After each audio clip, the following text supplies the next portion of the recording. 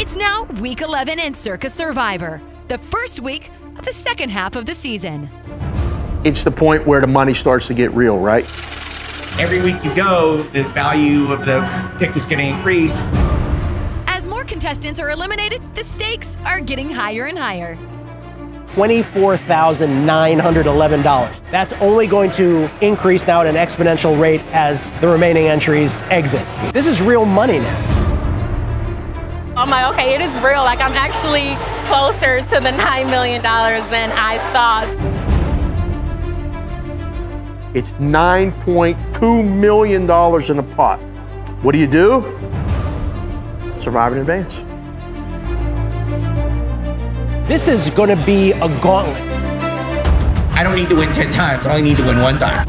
We've reached the midpoint of the season. The weather's getting cold back east, but here in the Circa Survivor, things are really heating up as the quest for $9.2 million continues.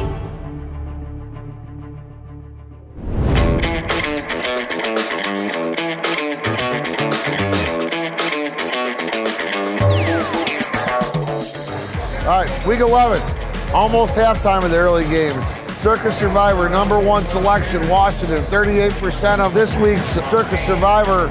We're down 14-9 in the second quarter, Mike. Yeah, 609 left coming into today. It was another chaotic week last week, almost half the field. And now you've got, as you said, close to 40% on the Commanders. Quarterbacks out, trailing by 5. Giants with possession. Dicey here.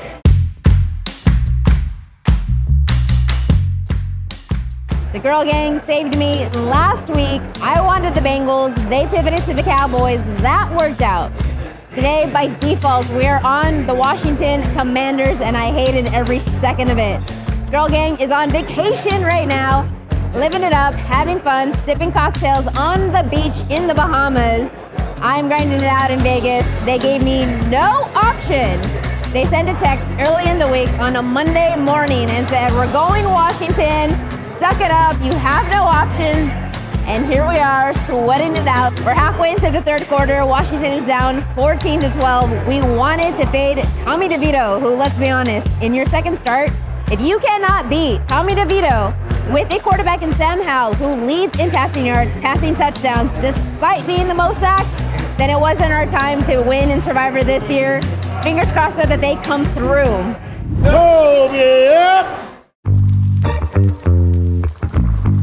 Week 11 is one of the great times here because we have so much that's going to happen in the next 9 days of football with the extra week put in there. Then you got Thanksgiving, and then you got the Sunday after. If we're at 600, a little over 600 right now, you know, we could be double digits 9 days from now. Yeah, 3 of the 20 weeks occur in the next 9 days. Yeah. So this is a period of volatility in the contest. People have been saving teams for this very scenario here where you got to hit these 3 picks in a row. So we'll see where we stand when the smoke clears next Monday. Yeah, I mean, that's you wipe out 38% today, and obviously that impacts things quite a bit. Week 11, Survivor in full swing here. I mean, we're down to 600 people out of over 9,000. So every week, especially this week when you have everybody kind of going all in on a couple of teams, you got to do the Thanksgiving week, then we have Black Friday, you know what I mean, that whole weekend, and then you got to do Christmas. So the strategy is you got to make it to Christmas first, so there's that fine line on who do you take. You know, we're really at the thick of it. The teams that get weaker as injuries happen or as all right, see ya. You cannot make up this man, the world famous Billy Chivas. I love that guy. He was such a phenomenal winner when he won a couple years ago. He's the guy going into the very last week, the week 20, that he took the Chiefs and he said, "I'm not changing anything, I'm not hedging anything, I'm betting the Chiefs." And he walked out of the window and he says, "I want to bet the Chiefs at an alternate point spread, like 7 points even tougher than what it was." It's unbelievable. I wouldn't say it's the smartest thing, but boy, when you go on a heater, he was on a heater that you could not stop. Let's head over to Mega Bar to check in with Billy as he sweats the Washington game.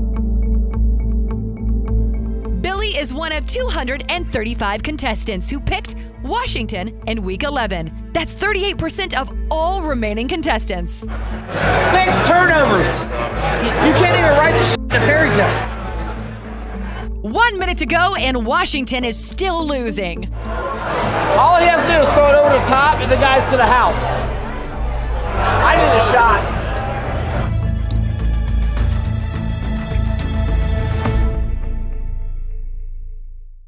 Mike, 2 weeks in a row, Week 10, Week 11, the #1 selection in Survivor goes down. Not an easy game. It's amazing we had this much carnage back-to-back weeks. Only 609 people left heading into this week. 235 go out with the Commanders. It was interesting last week we talked about that we didn't feel like it was necessary to play anybody other than what had been the Super Chalk, which was the Dallas Cowboys. It did come back to bite the people that did go that route. But man, here Week 11, we said if you had the Commanders, it was probably the right play if you were looking to try to win this thing. Hey, we talked about how the first week was the only week you could use them, and if you didn't use them, you got lucky and had it this week, and it's what ended up knocking you out. The Giants offense, DeVito come out of nowhere to be able to hang a big 31 spot here on this Commander defense. Yeah, boy, what a day. Week 11 was the opening early games. 235 Circa survivors knocked out, with the Commanders falling over 38% of the remaining pool. So another week of carnage here at Circa Survivor going into Thanksgiving. I mean, it's such a week-to-week league that anything can happen. And for back-to-back weeks, the #1 pick to go down is pretty ridiculous, and to see the way that it's cut down the field.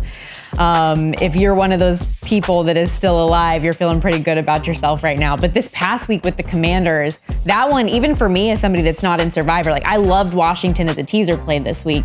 And you don't expect that Tommy DeVito, despite being sacked 9 times in the game, is gonna go out there and put up 31 points and beat you. It's, that one was a pretty big stunner. The Giants have been such a steady fade the last couple of weeks. They've been getting blown out. It's looked ugly.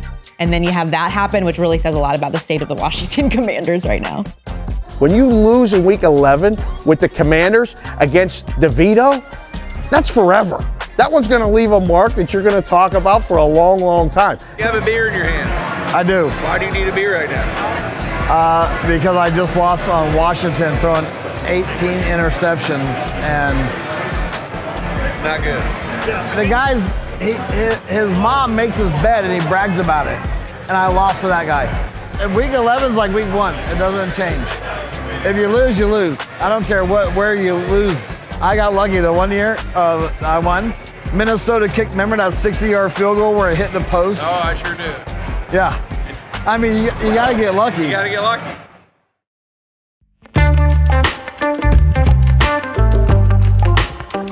It's Week 12 of the NFL.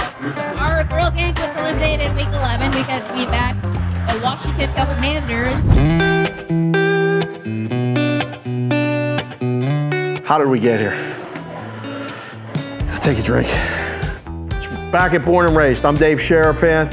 We're hanging out in Las Vegas, thinking and wondering why. How did we get here? Well, we've gotten through the start of school, September. We've gotten through Halloween, holidays. These things you kind of remember, right? What's the next thing to remember? Thanksgiving. Why? Because you can only pick the games on Thanksgiving or the day after. That leaves you 4 options. 4 games, 8 teams. What do?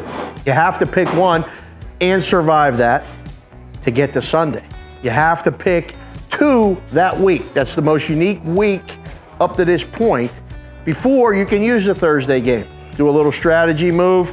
Let's get the Thursday game in and let everybody else sweat. I had a great line from a guy.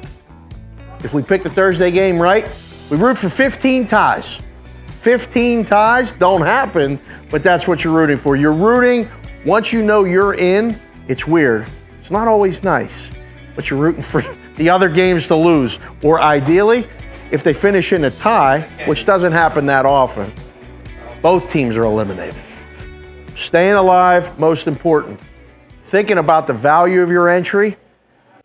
I'm gonna get another drink on that note because the numbers are going up. Thanksgiving, only 4% of the contestants remain, making each entry now worth 25 times the initial value. Talk about a sweat. Everybody that didn't get bit by the Jags in week 3, like yours truly, ends up having the Jags for this week. That was the second most popular choice, and they cruise. They do cruise, and now we have a big stretch here. We're heading into the first holiday week of the contest, so everyone's got to make a pick in one of 4 games on Thursday and Friday, and then select a second game on Sunday to survive through this week. It's interesting how the strategy, though, did change throughout the course of the season. Just when you start feeling confident, and like, let's say you are still alive right now and you've seen these last 2 weeks where the top selections knocked out week after week, but you're still alive. Then, oh, here we go with Thanksgiving. Then, oh, here we go, you have to make picks again on Sunday. Then, oh, here we go, you're not having your best teams in the National Football League available anymore. This is when things get really, really hard. Survivor in any year, once you get to this point, is going to be basically carnage. There's nothing worse than losing your Survivor entry late, or entries, because you've lived with it for so long. So you have to fight against complacency and hope. Complacency that it's been you, it's all you that has gotten you this far, because luck is always involved. And the hope that there's this massive amount of money at the end of the rainbow that you're so close to getting. You're not.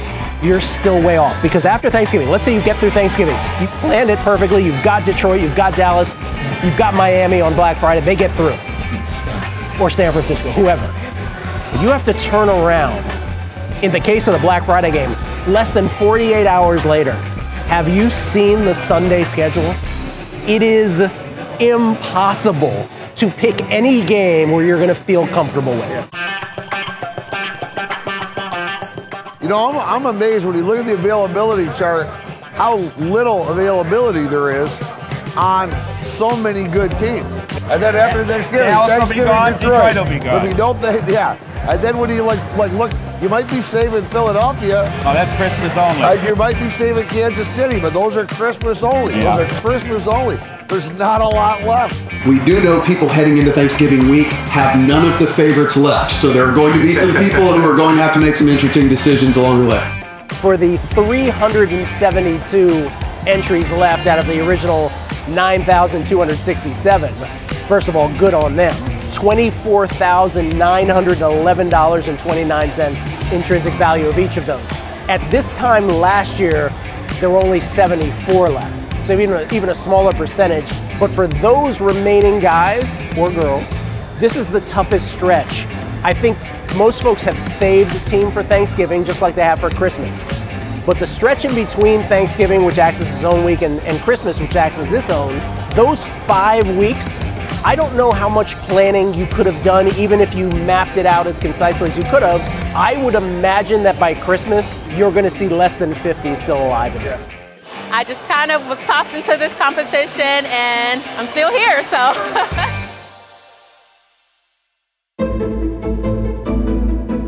So we made it to Thanksgiving week, and this was the goal. Each time we signed someone up, I told them just make it to Thanksgiving. Because if you can make it to Thanksgiving, that's when it gets real. And this week it's real. You're looking at Thanksgiving and you go, okay, I got to get this pick in. What do I do?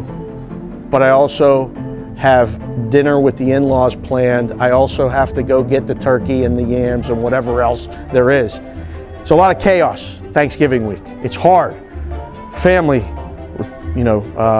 requirements of time. Can you even watch the games? We'll see. Then you get to Sunday. We'll be back.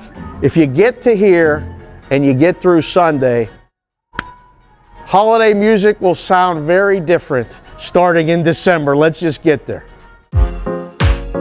With only 4 games to choose from on Thanksgiving weekend, a whopping 60% of the pool picked the same team, the Detroit Lions, to beat the Green Bay Packers. However, Detroit gets upset and loses, knocking out 60% of contestants. Detroit losing sets up a wild story, one you'll never believe is real, making it incredibly good fortune for one contestant. Then there's this guy, Greg Jones from Los Angeles. So, the week before Thanksgiving, I had like one favorite left, and I had planned out, I guess, to go with Detroit. And I'm sour, you know, because it's Thanksgiving. I can't like the degen yell and cuss and scream at the TV. Thanksgiving was weird anyway, because, you know, my mom had passed away the Friday before, so I was bummed anyway. So it just made a sad Thanksgiving even sadder. So the whole game, you know, it was pretty obvious Green Bay was going to win the game. So I was just live betting, just smashing Green Bay so I could get my money back for the contest, which I did. Thought I lost, and I get a call on Saturday afternoon. I'm driving with my wife, and it says Proxy Tom comes up on my Bluetooth for my phone in the car. She says, pick it up. I got his pick, and I looked at it, and I'm like, wow, Packers. I wonder if he misclicked. That was my first thought, because it was so out of the ordinary, so strange. So many people had the Lions that day. I was like, should I call him? And I went back and forth on it, and generally I never do anything like that because I don't want anyone to think I'm questioning their pick. But I was like, wow, if he misclicked, I'd hate for him to go out on this. And in the end, I decided maybe he's going contrarian, he's going against the grain, and he's got big balls, basically, and he's just laying it out there. So I didn't call him. Turns out the Packers win. I call him on Saturday because I'm putting in the picks for the Sunday game, and I don't have his picks. I'm not going to pick it up. I thought he was going to call me with one of those, hey man, great run, see you next year, you know. He's on the phone, he's driving, and I'm like, hey Greg, please submit your picks, you know, for Sunday. He's like, what are you talking about? I lost. And he's all, no. And I said, wait, I don't think you did. I'm pretty sure you had the Packers. Let me look. And I'm like, yeah, you know, I thought you misclicked. You actually did have the Packers. I just clicked the wrong button. I took the Packers. Thought I had Detroit. Like, holy shit. And he's like, who do you want this week? And I was flipping if I would have won between New England, Tennessee, and Minnesota. I just had to make like a rash pick. And I said, let's just go with Tennessee, because that was my first inclination. And that was lucky too, because the other two lost. So this guy, by mistake, by sheer accident, is still alive and views the rest of this as this gift from the heavens. By the way, his mom just passed away. Maybe she's pulling the strings from another world. Yeah, I mean, it's like a second life. I essentially, I was supposed to be out on Thanksgiving, and I'm not. So like everything past this is just a bonus. So I'm just, writing it until it ends.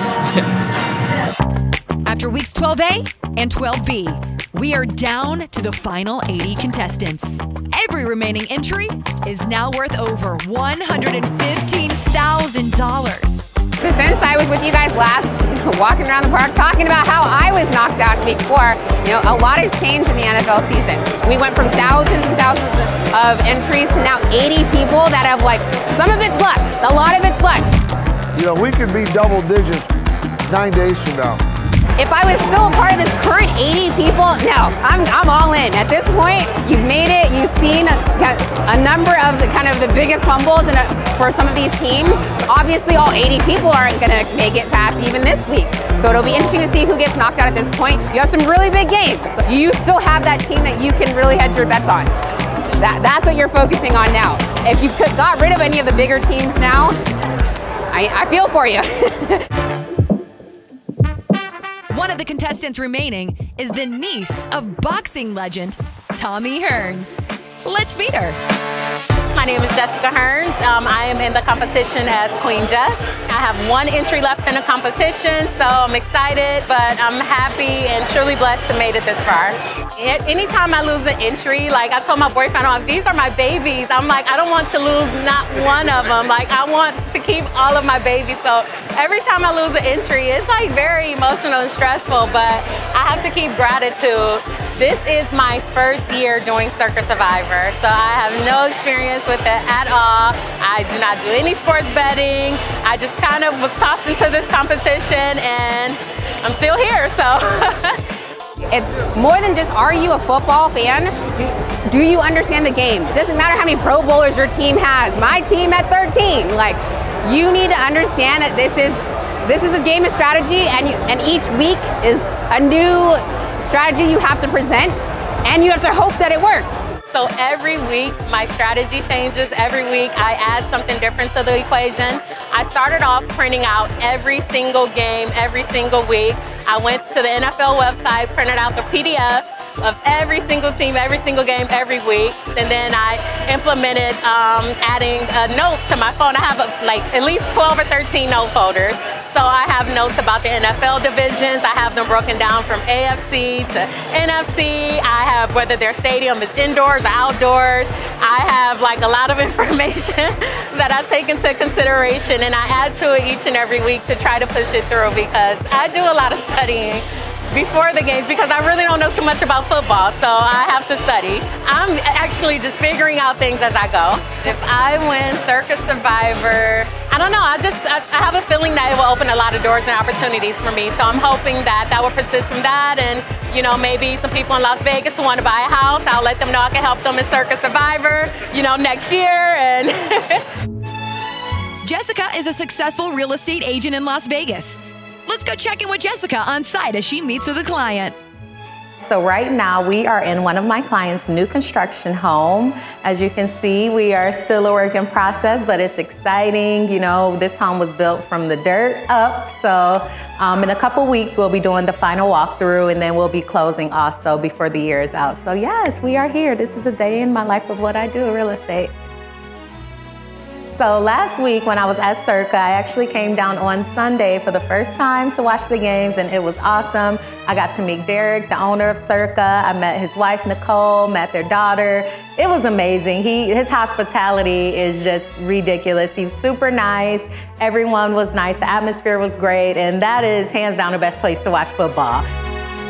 Every week in the competition, I'm always a nervous wreck come Friday, and at this point, the sweat is real. I'm sweating from all angles. I'm sweating from my edges. I'm sweating from my armpits. I'm gonna need a deodorant company to sponsor me. The sweat is absolutely real. But I'm gonna continue to study, and hopefully, like I said, I'm 1 week at a time. I hope I make it into this week, and we'll see what happens.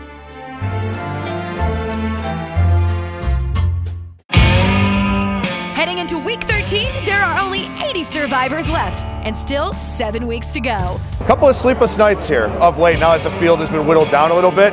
Who will make it through and win the $9.2 million? It went from just anger to sad to like regret, remorse. It was just a hot mess. The rest of your Thanksgiving day absolutely ruined. You are out of Circa Survivor. I told them I want an all-cash payout so I can get a nice little video shot, but with $9 million, stuffing them in suitcases, put it in the back of my Rolls Royce, and sailing off in the distance. Here would be my one bit of advice. Don't spend that $9 million just yet.